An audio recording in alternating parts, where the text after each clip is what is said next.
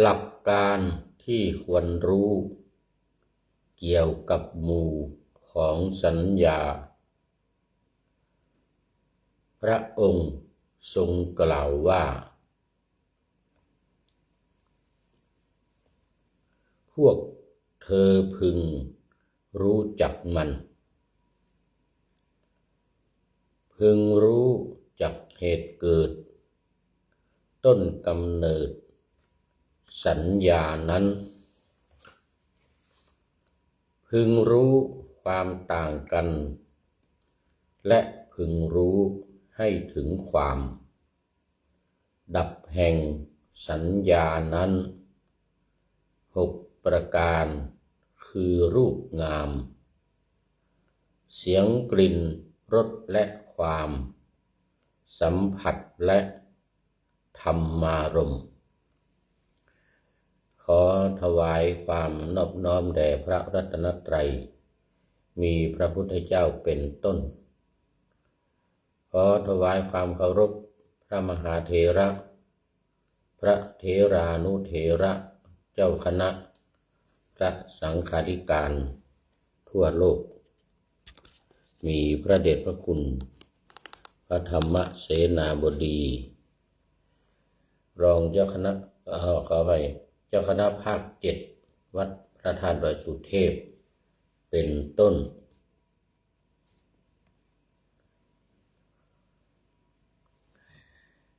และขออำนวยพรแด่ท่านผู้ฟังท่านผู้ชมสาธุชนพุทธบริษัททั้งหลายวันนี้รายการธรรมะหลังธรรมวัดเย็นของวัดพระธาตุดอยสุเทพออกอากาศทางสถานีวิทยุพระพุทธศาสนาแห่งชาติและจริยธรรมวัดพระธาตุดอยสุเทพอันมีพ่อครูวรรณรบนามวงพรหมเป็นผู้อำนวยการอาจารย์พระมหาประสิทธิ์ประสาธิโกเป็นหัวหน้าสถานีและอาตมาภาพพระครูปริยัติยานุศาสตร์เป็นผู้บรรยายเป็นประจำทุกวันเวลาขออภัยเวลา18:40 นาทีถึง19:10 นาทีเว้นวันพระเพราะว่าวันพระนี้มีการแสดงพระธรรมเทศนาก่อนการ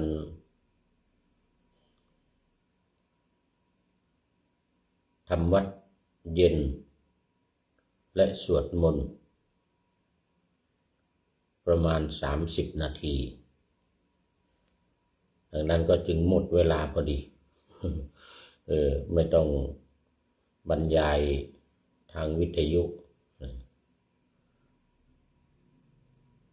ทำวัดสวดมนต์เทศ30 นาทีทำวัดสวดมนต์เสร็จก็จบพอดีหมดเวลาพอดี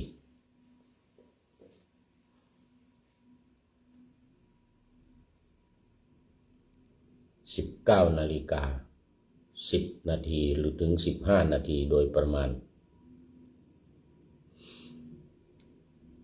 วันนี้ก็บันทึกเสียงล่วงหน้ามาจากวัดพุทธวิหาร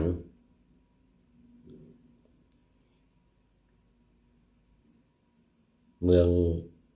เบอร์ลินซึ่งเป็นเมืองหลวงของประเทศเยอรมนีเป็นเมืองเก่าสมัยที่ปกครองแยกกัน ระหว่างเยอรมนีตะวันออกและเยอรมนีตะวันตก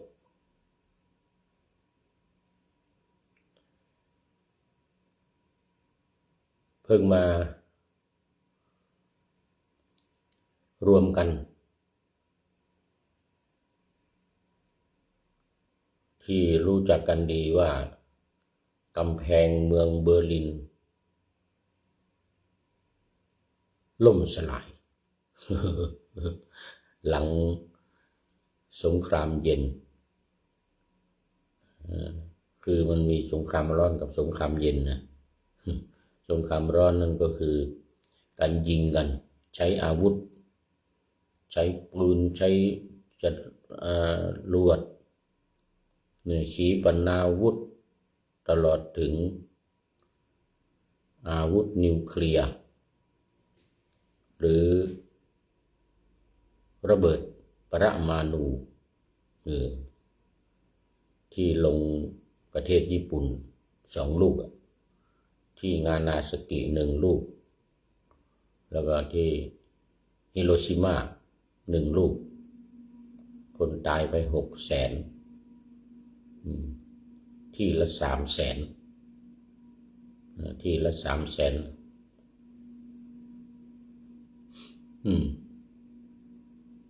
นั่นเป็นสงครามร้อนด้วยไฟคือระเบิดไฟคืออาวุธขีปนาวุธปืนหอกดาบอะไรทั้งหลายแต่สงครามเย็นเนี่ยมันเป็นสงครามที่สู้กันโดยทฤษฎีสงครามการค้าโดยทฤษฎีก็คือสู้กันระหว่างทฤษฎีคอมมิวนิสต์กับประชาธิปไตยเพราะว่าหลังจากสงครามโลกครั้งที่2มาเนี่ย2 ค่ายมารวมกันชนะประเทศเยอรมันคือค่ายคอมมิวนิสต์ประชาโซเวียตตอนสมัยนั้นเขาเรียกโซเวียตยูเนียนนะเป็นประเทศโซเวียตมีหลายประเทศมารวมกัน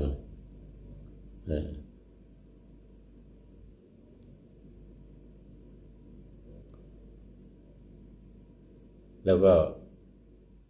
ค่ายประชาธิปไตยคือทางตะวันตกได้แก่ประเทศอังกฤษฝรั่งเศสอเมริกา ร่วมกันรบชนะเยอรมันในสงครามของสมัยฮิตเลอร์เนี่ยเป็นผู้นำของเยอรมันหลังจากนั้นมาก็มันร่วมกันไม่ได้ทฤษฎีมันเป็นไปด้วยกันไม่ได้ก็เกิดสงครามทางทฤษฎีทางการปกครองเนี่ยก็แยกเยอรมันออกเป็น2 ฝ่าย2 ค่ายคอมมิวนิสต์กับค่ายเสรีประชาธิปไตยค่ายคอมมิวนิสต์ก็อยู่ฝั่งตะวันออกคือเยอรมนีตะวันออกทำกำแพงสูงข้ามไม่ได้ใครจะเข้าจะออกเป็นกำแพงที่กั้นไม่ให้คนออกนะไม่ให้คนเยอรมนีตะวันออกไปออกจากเขตของเมืองไปเยอรมนีตะวันตกซึ่งเป็นฝ่ายเสรีประชาธิปไตยไม่ให้ออกไปตามปกตินี่กำแพงเขาจะกันไม่ให้คนเข้ามานะแต่ว่า เยอรมนีนี่2 ค่ายนี่แปลกค่ายตะวันตกเขาไม่ทำหรอกแต่ว่าค่ายตะวันออกคือค่ายคอมมิวนิสต์เนี่ยต้องทำกำแพงกั้นไม่ให้คนออกจาก คอมมิวนิสต์ไปหาประชาธิปไตยฝ่ายประชาธิปไตยนี่ก็อยากจะให้คนออกมาดิอยากจะให้คนออกมาสู่เสรีประชาธิปไตยนี่ก็เลยเรียกว่าเป็นสงครามเย็นอะไรเงี้ยไม่มีการยิงกันไม่ใช้อาวุธไม่มีขีปนาวุธระเบิดปรมาณูหรือนิวเคลียร์อาร์มาเกดดอนเกดเดนอะไรนี่ไม่มีไม่ใช้แต่ใช้สู้กันโดยทฤษฎีจนมาถึงสมัยหนึ่งพศนี่จำไม่ได้เดี๋ยววันหลังจะมาบอกพศจำไม่ได้พศเท่าไหร่คริสตศักราชก็จำไม่ได้วันนั้นก็ออกอากาศอยู่เหมือนกันนะออกอากาศพูดอยู่เหมือนกันแต่ว่ามันลืมนี่ความแก่เท่าชราหูหรือตาก็ฟังลงไปความจำอัลไซเมอร์ก็ตามเข้ามาก็แพ้ฝ่ายคอมมิวนิสต์นะประเทศโซเวียตแตกเยอรมนีตะวันออกซึ่งอยู่ในค่ายของโซเวียตประเทศโซเวียตค่ายคอมมิวนิสต์แตกก็พังทลายแยกออกไปเป็นประเทศต่างๆกำแพงเบอร์ลินก็พังด้วยคนในค่ายตะวันออกก็ออกมาตะวันตกหมดตะวันตกก็เข้าไปในตะวันออกก็ตกลงทำสัญญา MOU กันกลายเป็นประเทศเป็นประชาธิปไตย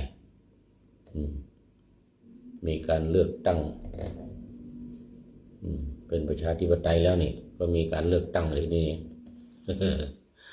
ก็มีการเลือกตั้งเป็นแบบตะวันตกมาจนถึงปัจจุบันเมื่อวันก่อนมาถึงท่านมหาสังวรเทศนำเป็นธรรมทูตประจำอยู่ที่วัดพุทธวิหารแห่งนี้ก็นำไปชมกำแพงเก่าอันที่มันล่มสลายก็ทำใหม่ขึ้นมาเป็นอนุสรณ์นั่นนะโอ้นี่วาดภาพเต็มไปหมดเลยขยุกขยิกต้องเข้าไปดูใกล้ๆจึงจะเห็นชัดดูกำแพงก็สูงแล้วก็วาดภาพสีลวดลายต่างๆเต็มไปหมดเลยกำแพงเบอร์ลิน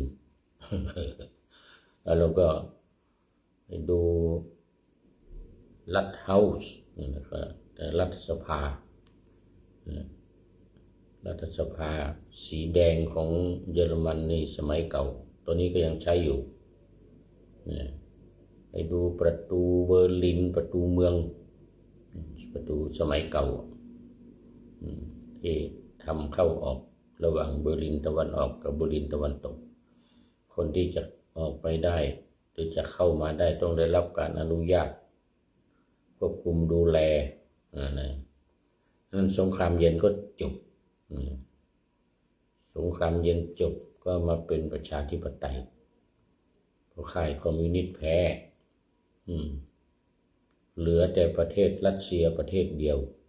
แต่ขณะเหลือประเทศเดียวนะยังมีตั้งแผ่นดินกว้างใหญ่ถึง17 ล้านตารางกิโลเมตรเนี่ยนะใหญ่กว่าทุกประเทศในโลกนี่ ประเทศอื่นก็มีกัน8 ล้าน9 ล้านบ้างแสนบ้าง5 แสนบ้าง7 แสน8 แสนบ้างอย่างนี้นะประเทศเล็กๆก็มีกันสักไม่ถึงแสนเลย50,000 60,000 ตารางกิโลเมตรโดยเฉพาะที่แยกออกจากโซเวียตนั้น15 ประเทศ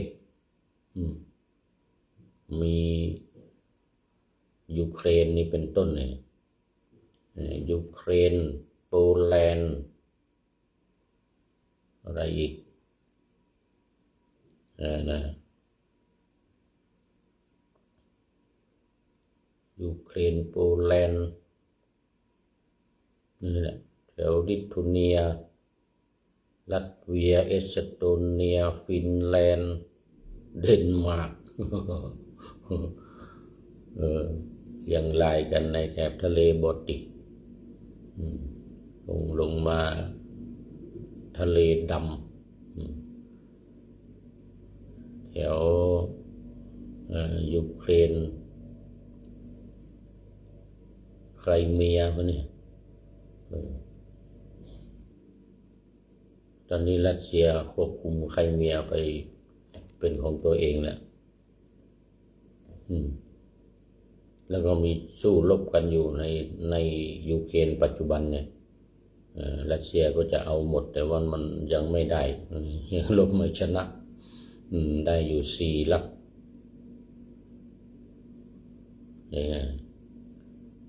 เอาแล้วตอนนี้มาสู่เนื้อหาสาระของรายการธรรมะหลังธรรมวัดเย็นวันนี้ดีกว่าเพราะว่าที่ว่ามานี่เนื่องจากว่าเฟซนี่เป็นเฟซใหม่วัดพระธาตุดอยสุเทพเยอรมนีเฟซเก่าเอามาเหมือนกันแต่มันใช้ไม่ได้มันเมื่อวันก่อนเข้า Wi-Fi ไม่ได้เมื่อวานนี้เข้าได้แล้วแต่วันนี้มาไลฟ์สดไม่ได้อีกแล้วไลฟ์สดไม่ได้ก็เลยต้องใช้เฟซใหม่นี้มา3 วันละวันนี้2 วันเมื่อวานวันหนึ่งแล้วก็วันนี้อีกวันหนึ่งคือเฟซวัดพระธาตุดอยสุเทพเยอรมนีที่ตั้งขึ้นใหม่นี่ครบ2 เดือนแล้วตอนนี้ถ่ายทอดไลฟ์สดได้แล้ว3 เดือนกว่ามาแล้วกำลังมาใช้นี่แหละ FC ทั้งหลายจึงยังไม่รู้รายการที่ผ่านมามี FC มา1 คนคือท่านพระครูวิมลรัตนวัฒน์อันนี้ท่านรู้เพราะว่าท่านเป็นคนเปิดให้เปิดเองเปิดเฟซเนี่ยตอนที่มาอยู่วัด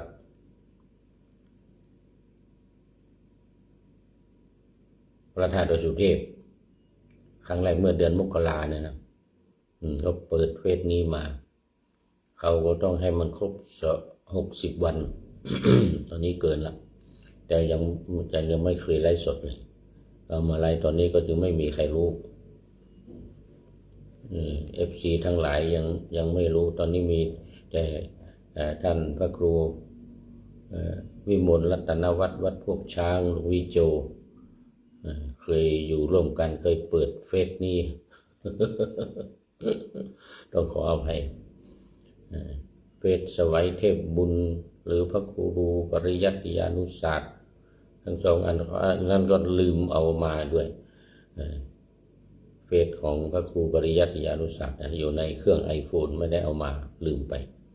แต่เอาคอมมาเนี่ยมีเฟซสวัยเทพบุญเปิดได้วันนี้เปิดได้แล้วแต่ไลฟ์สดไม่ได้มันบอกว่าไม่ accept อะไรวะเนาะ ในการเข้าเขาเรียกสตรีมมันสตรีมไม่ได้เอาแล้วตอนนี้วิหารลายเสียเวลามามาก ขณะนี้พระเดชพระคุณหลวงพ่อพระธรรมเสนาบดี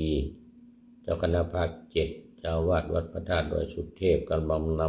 ำภิกษุสงฆ์สามเณรปฏิบัติธรรมกรรมฐานแบบสมถกรรมฐานคือปฏิบัติโดยการบริกรรมเรียกบริกรรมนัยยะโดยการนับคือคณนานัยยะและระลึกตามเรียกอนุสรณานัยยะนี่ในฝ่ายสมถกรรมฐาน ปฏิปทาคุณพ่อกำลังนำบริกรรมพุทธานุสติพุทโธพุทโธพุทโธอยู่เป้าหมายคือทำให้จิตสงบทำให้จิตสงบส่วนวิปัสสนาก็มอบหมายให้ผู้พูดนี้มาบรรยายออกทางวิทยุเนื่องจากว่าตอนนี้วิทยุก็มันเงียบเสียงสมัยก่อนพระเดชพระคุณหลวงพ่อพูดเองบรรยายเองแต่ว่ามันไม่สะดวกปฏิบัติก็ปฏิบัติแล้วก็พูดด้วยอย่างนี้นะก็เลยมอบหมายให้ผู้พูดนี่เป็นผู้บรรยายเกี่ยวกับทั้งสองอย่างทั้งสมถะและวิปัสสนาแต่ส่วนใหญ่จะเป็นวิปัสสนานี้เราปฏิบัติกันก็โดยการวิธีการ3อย่างเหมือนกันคือ1การฟัง2การคิด3พิจารณาการฟังเรียกว่าสุตตมยนัยยะการคิดเรียกว่าจินตามยนัยยะแล้วก็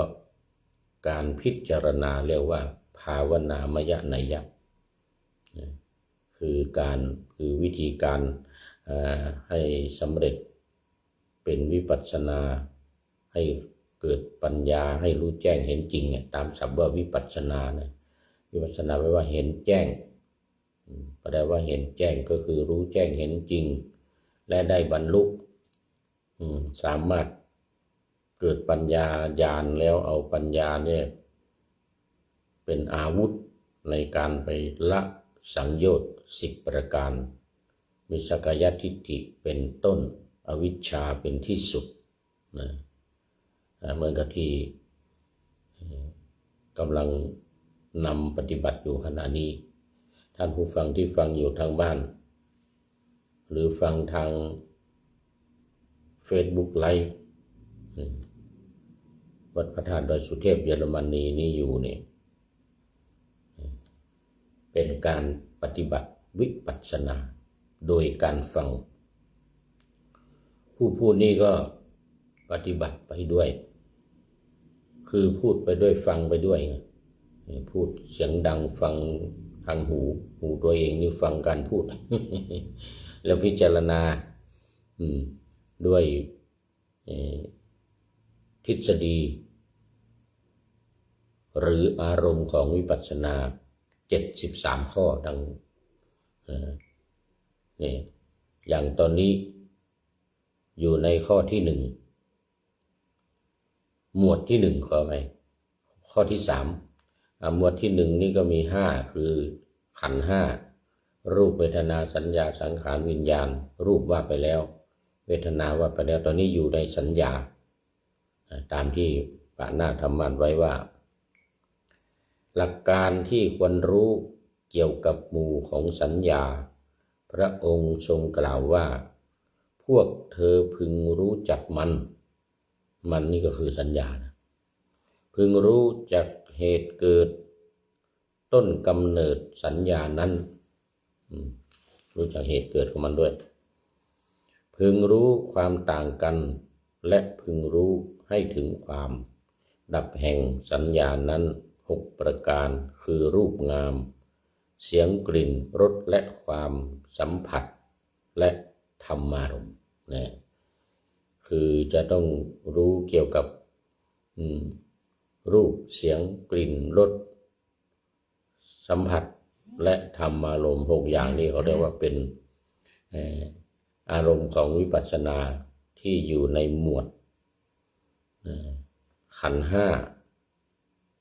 ตัวนี้เป็นสัญญาข้อที่1รูปข้อที่2เวทนาข้อที่3สัญญาข้อที่4สังขารข้อที่5วิญญาณตัวนี้อยู่กับสัญญาคือความจำความจำได้หมายรู้ตามที่มาในพระไตรปิฎก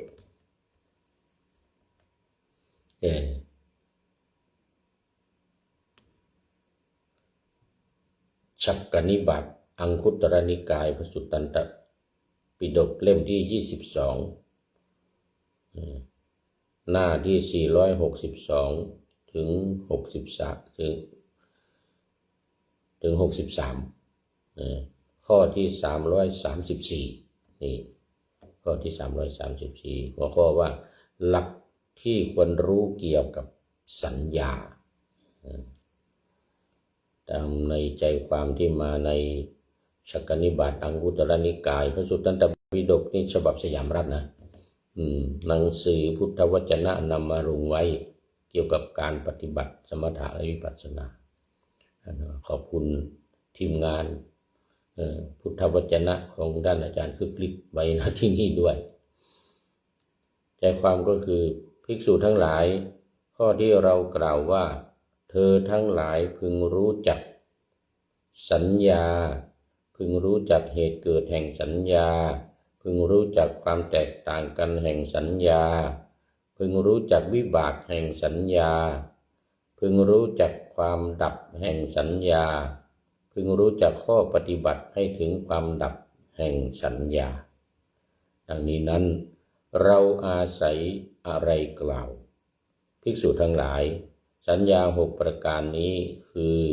สัญญาในรูปสัญญาในเสียงสัญญาในกลิ่นสัญญาในรส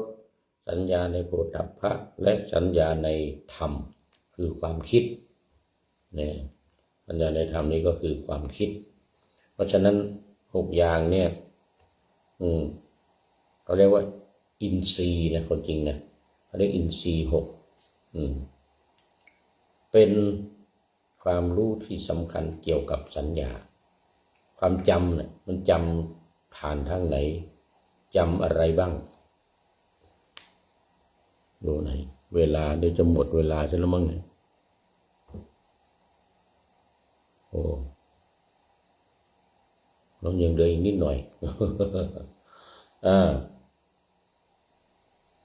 ภิกษุทั้งหลายเหตุเกิดแห่งสัญญาเป็นอย่างไรภิกษุทั้งหลายผัสสะ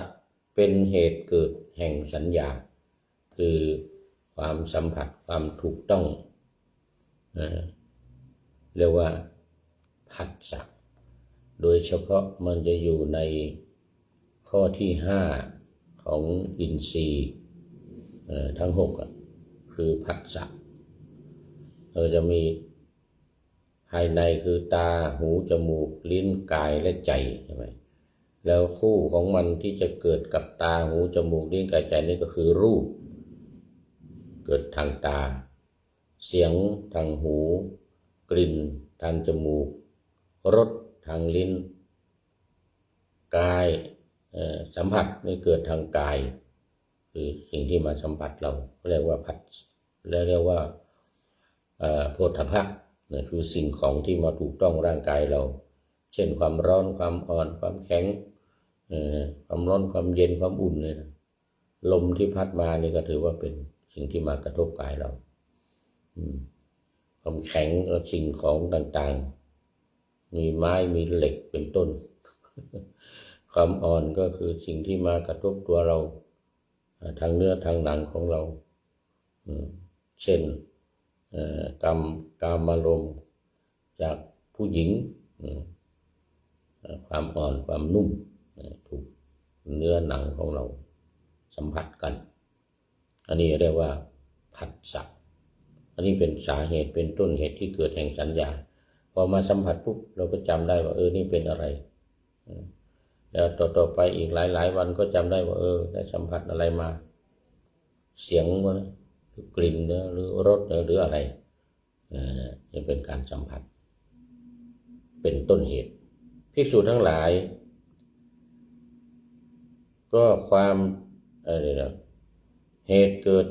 ความแตกต่างแห่งสัญญาเป็นอย่างไรคือสัญญาในรูปเป็นอย่างหนึ่งสัญญาในเสียงเป็นอย่างหนึ่งสัญญาในกลิ่นเป็นอย่างหนึ่งสัญญาในรสเป็นอย่างหนึ่งสัญญาในโผฏฐัพพะเป็นอย่างหนึ่งสัญญาในธรรมหรือความคิดเป็นอย่างหนึ่งนี่เรียกว่าความต่างกันแห่งสัญญารสก็จะไม่เหมือนเสียงเสียงก็จะไม่เหมือนกลิ่นกลิ่นก็จะไม่เหมือนโผฏฐัพพะหรือสิ่งของโผฏฐัพพะก็จะไม่เหมือนธรรมารมณ์หรือ ความคิดที่เกิดกับใจอันนี้เรียกว่าความแตกต่างกันของสัญญาที่เราจำมาภิกษุทั้งหลายวิบากแห่งสัญญาเป็นอย่างไรคือเราย่อมกล่าวสัญญาว่ามีคำพูดเป็นผลเพราะว่าบุคคลย่อมหมายรู้โดยประการใดๆก็ย่อมพูดโดยประการนั้นๆว่าเราเป็นผู้มีสัญญาอย่างนั้นนี้เรียกว่าวิบากแห่งสัญญาเรียกว่าวิบากแห่งสัญญาภิกษุทั้งหลายก็ความดับแห่งสัญญาเป็นอย่างไรคือความดับแห่งสัญญาย่อมมีเพราะความดับแห่งผัสสะนี่คือความดับผัสสะเนี่ยถ้าไม่มีการถูกต้องไม่มีผัสสะก็จะเรียกว่าสัญญาดับไปเมื่อไม่มีสุขสัมผัสกับอะไรตาไม่ได้เห็นรูปวิญญาณของเราก็ไม่รู้ว่ามันเป็นอะไรเพราะมันไม่เห็นหูไม่ได้ยินเสียงก็เรียกว่ามันดับไปสัญญาก็ไม่มีภิกษุทั้งหลายก็เมื่อโดยอริยสาวกย่อมรู้ชัดซึ่งสัญญารู้ชัดเหตุเกิดแห่งสัญญารู้ชัดความต่างแห่งสัญญารู้ชัดวิบากแห่งสัญญารู้ชัดความดับแห่งสัญญารู้ชัดข้อปฏิบัติให้ถึงความดับแห่งสัญญาว่าเป็นอย่างนี้อย่างนี้เมื่อนั้นอริยสาวกนั้นย่อมทราบชัดพรหมจรรย์อันเป็นไปในส่วนแห่งการชำระกิเลสอันเป็นที่ดับแห่งสัญญาข้อที่เรากล่าวว่าภิกษุทั้งหลาย